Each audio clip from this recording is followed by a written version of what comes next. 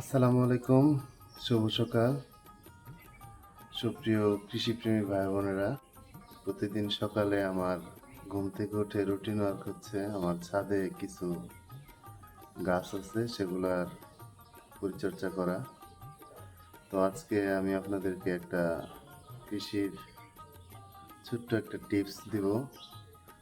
যাদের অল্প একটু জমি আছে বা ছাদে জায়গা আছে, এই টিপসটা কাজে লাগাবেন।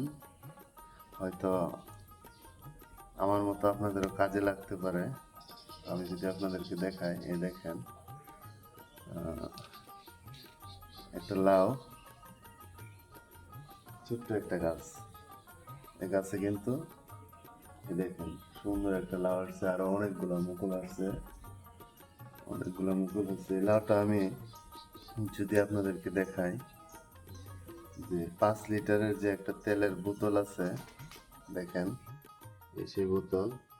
এখানে কিছু মাটি, কিছু জৈব সার অর্থাৎ গোবর সার দিয়েছি, দিয়ে চারা দিয়েছিলাম আজকে। দেখেন দেখেন লাউটা তো একদম বিষমুক্ত এবং নিরাপদ সবজি। যদি আপনারা খেতে চান তাহলে অবশ্যই একটু পরিশ্রম করেন।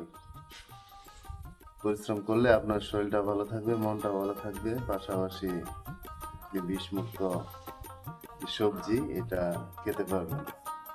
তো ধন্যবাদ সবাইকে।